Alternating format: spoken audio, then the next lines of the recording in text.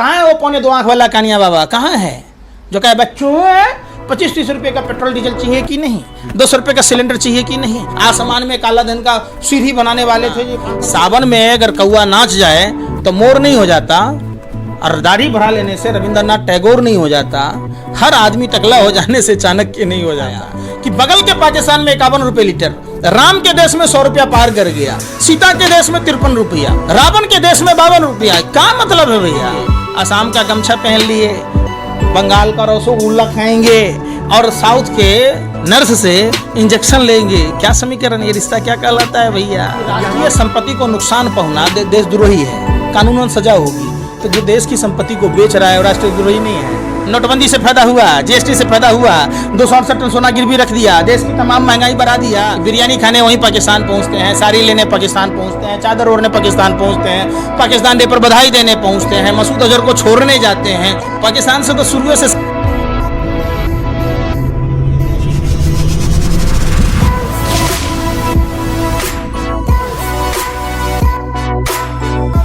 लगातार किसान बॉर्डर गाजीपुर पे डटे हुए हैं, तमाम टिकरी और सिंगू बॉर्डर पे डटे हुए हैं। और किसान नेता राकेश टिकैत के ऐलान के बाद उन्होंने जो ऐलान किया, ट्रैक्टर में तेल भर के तैयार रखो बंगाल जाने के लिए, जब तक वहां भाजपाइयों को हराएंगे नहीं तब तक किसानों की जीत नहीं होगी। इस ऐलान के बाद कुछ किसान जो है वो बंगाल तो पहुंच चुके हैं और कुछ इंतजार में है कि राकेश टिकैत कब जाएंगे, ताकि वो भी उनका जत्था भी बंगाल कूच करेगा। Subhash Chandra Bose plus Swami Vivekananda equal to Narendra Modi. कहां से भैया? बंगाल के लोग इस अपमान का बदला नहीं लेंगे। प्रभु श्री राम का तस्वीर छोटा बना दिया जाता है और उंगली पकड़ के भगवान श्री कृष्ण राम को लेकर चल रहे होते हैं मोदी जी। मतलब राम से बड़े हैं मोदी जी। इस अपमान का बदला क्या नहीं लेगी? ठीक है, लेकिन आप किसान हैं, अन्नदाता है कहे जाते हैं, आप परिवार से आते हैं, तमाम आपके परिवार खेती करते हैं, तो आपको नहीं लगता है आपको राजनीति से बचना चाहिए? आप बाद में जा सकते थे चुनाव के। वाह, कितने बेशर्म है आप लोग। गैंगस्टर की भूमिका देश में निभा रहे, इसलिए जो लोग आंदोलन को समर्थन देना चाह रहे वो भी नहीं ले रहे। क्योंकि आप कब कौन सा आरोप लगा दोगे भाजपा की दलाली में? देश में मीडिया के पत्रकारों आरोप नहीं लगा रहे, पूछ रहे हैं आप जवाब दीजिए ना। क्यों चुनाव बाद क्यों दौड़ा नहीं? सुनिए, भारत के प्रधानमंत्री थे लाल बहादुर शास्त्री जी, जिन्होंने नारा दिया था जय जवान जय किसान। जो प्रधानमंत्री जी हमारे देश के वर्तमान आदरणीय नरेंद्र मोदी जी, दिव्य पुरुष, राजा हरिश्चंद्र के बाद कलयुग के राजा हरिश्चंद्र हैं, 5 लाख का बूट, 10 लाख का सूट, 24 घंटा बोलता झूठ पर झूठ, झूठ पर झूठ, झूठ पर झूठ। एक बात सच बता दीजिए, पूरा बंगाल की जनता समझदार है। बंगाल इनो चौलबे दादा, इनो चौलबे। ममता बनर्जी की बोली बोल रहा है किसान। फिर वही बात, बंगाल में अकेले ममता दीदी थोड़े ना है, बहुत सारे बंगाल के लोग हैं। हम कोरोना क्या कहता है कि बिहार में रैली कीजिए हम नहीं जाएंगे, बंगाल में रैली कीजिए हम नहीं जाएंगे, हाँ हैदराबाद में रैली कीजिए हम नहीं जाएंगे, 11 नवंबर को सेलिब्रेशन कीजिए नहीं जाएंगे। किसको समझा रहे? कहाँ है पीएम केयर? फिर वही बात, अरे बेशर्मो, शर्म करो, पत्रकार के नाम पर धब्बो। जितना अस्तर, सुनिए, आप लोग जैसे पत्रकारों के कारण देश का बुरा हाल है। आपको शर्म ही नहीं है। लेकिन ऐसा क्या हो गया? 2 बार आपने उन्हें प्रधानमंत्री बनाया, इतनी नाराजगी क्यों है? अचानक क्या हुआ? आपने देखा था कि हमने ईवीएम का बटन दबाया था प्रधानमंत्री के लिए। अरे बेशर्मो, चुनाव आयोग से ईवीएम गायब है, कभी आपने सवाल पूछा कि वो ईवीएम मशीन है कहाँ जिसके पैसे चुनाव आयोग ने दिए? और आपने बिहार में देखा होगा, मैं बिहार में था, 3 महीने कैंपेनिंग किया, जहां चुनाव आयोग 119 सीटों पर राष्ट्रीय जनता दल गठबंधन को विजय घोषित किया था, बाद में 109 को ही सर्टिफिकेट क्यों दिया? और प्रधानमंत्री 12 बजे चुनाव पर बधाई देते हैं और चुनाव आयोग 1 बजे देता है। ये रिश्ता क्या कहलाता है? जिस मन की बात पर 10 से 15 करोड़ रुपए खर्च किए जाते हैं, मन की बात किससे कीजिएगा?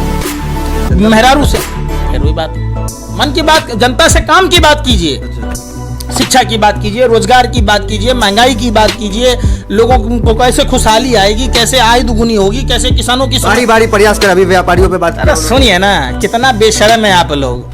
नोटबंदी से फायदा हुआ, जीएसटी से फायदा हुआ, 268 टन सोना गिरवी रख दिया, देश की तमाम महंगाई बढ़ा दिया। और तो और समझिए, आप लोग तो ऐसे कहते हैं कि देशभक्ति में महंगाई बढ़ रहा है, तो पहले का देशभक्ति नहीं था? मनमोहन सिंह जी की सरकार में हैंडपंप लगा था, कुआं लगा था कि बाल्टी में रस्सी बांध के खींच लिया पेट्रोल और डीजल। अरे महाराज उस समय फिर वही बात, अरे शर्म के, आप लोग पत्रकार हैं, आप गूगल रखते हैं, उस समय कच्चा तेल प्रति बैरल क्या रेट था और आज क्या है।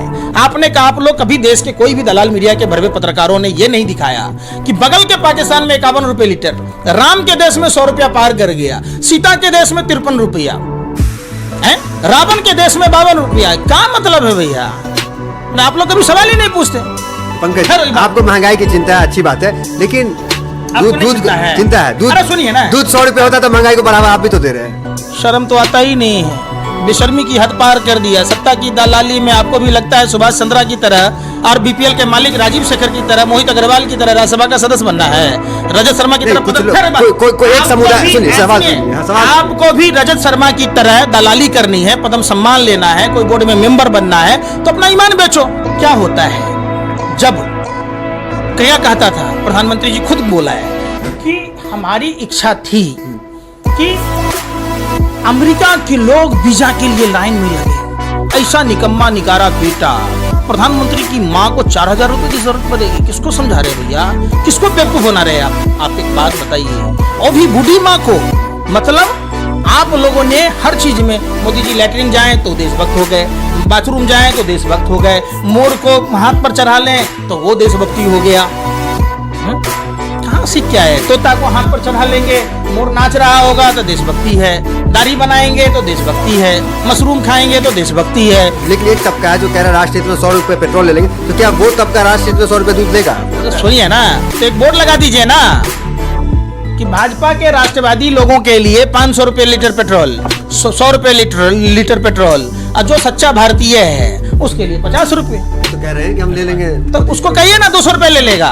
वो लोग तो कहते हैं कि क्यों नहीं लेंगे राष्ट्र हित में, हैं? आप क्यों नहीं लेंगे? हम तो राष्ट्र विरोधी लोगों के हित में थोड़े ना लेंगे, ये लोग राष्ट्र विरोधी लोग हैं। कौन लोग हैं? आप एक बात बताइए, आप ट्रेन में जाते हैं, बस में जाते हैं कि राष्ट्रीय संपत्ति को नुकसान पहुंचना देशद्रोही है, कानूनन सजा होगी, तो जो देश की संपत्ति को बेच रहा है वो राष्ट्रद्रोही नहीं है? आप हमको बताइए, पत्रकारिता करते हैं ना, आप ट्रेन में गए, आपने अगर सीट गलती से फाड़ दी तो आप क्या हुए, राष्ट्र की संपत्ति को नुकसान भरे। तो जो लोग देश की सारी संपत्ति को बेच रहे हैं तो राष्ट्रद्रोही नहीं हुआ?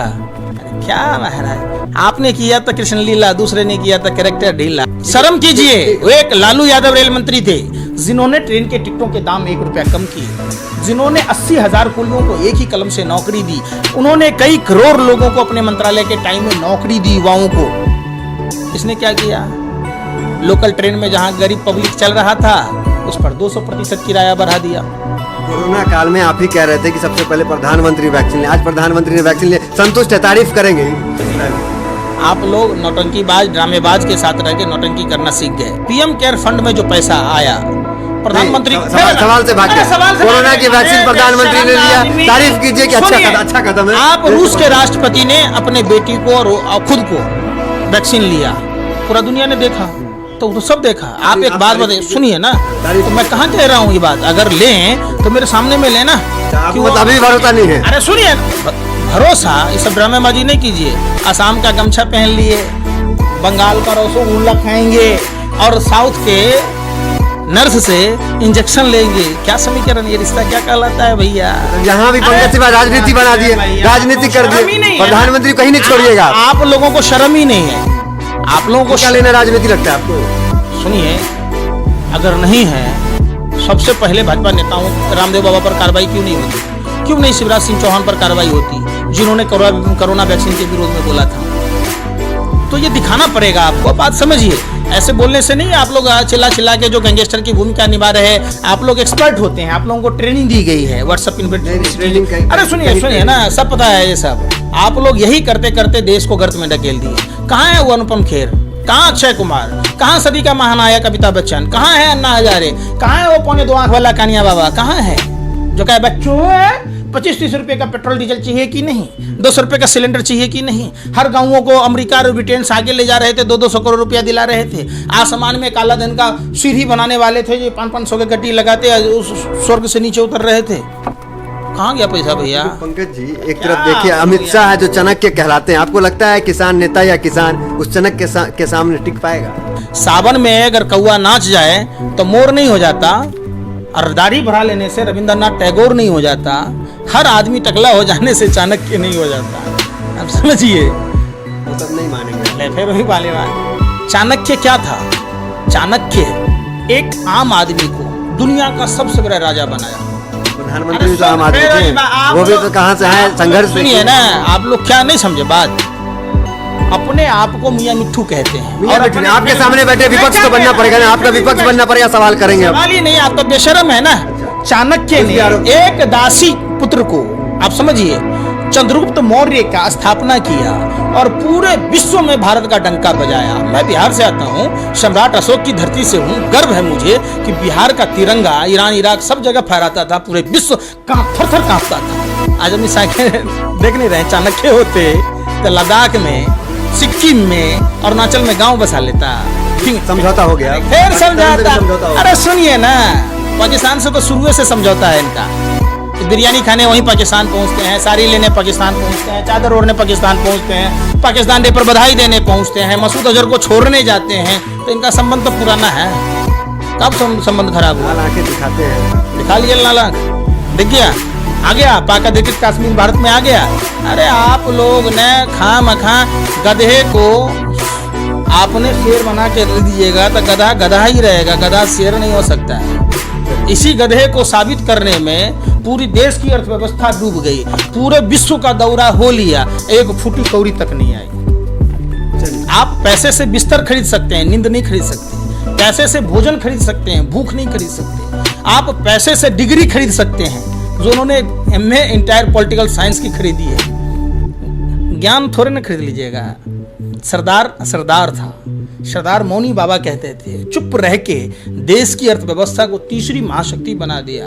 आई भांट की तरफ बोल बोल के भाइयों बहनों, मित्रों, भाइयों बहनों, एक भी बात बता दीजिए जिसमें कि सच हुआ हो। आज तक बता दीजिए। जिस दिन आप सच बात बता दीजिएगा कि नरेंद्र मोदी जी का 2013-14 का बात है, ये 5 बातें हैं जो प्रधानमंत्री ने सत्य दिखाया, हम उस दिन से मोदी जी के विरोध में बोलना छोड़ दें। तो ये पंकज श्रीवास्तव थे जिन्होंने 5 सवाल प्रधानमंत्री के लिए और भाजपा के लिए छोड़ा है कि वो उनका जवाब दे कि क्या क्या प्रधानमंत्री बोले और वो सत्य हो।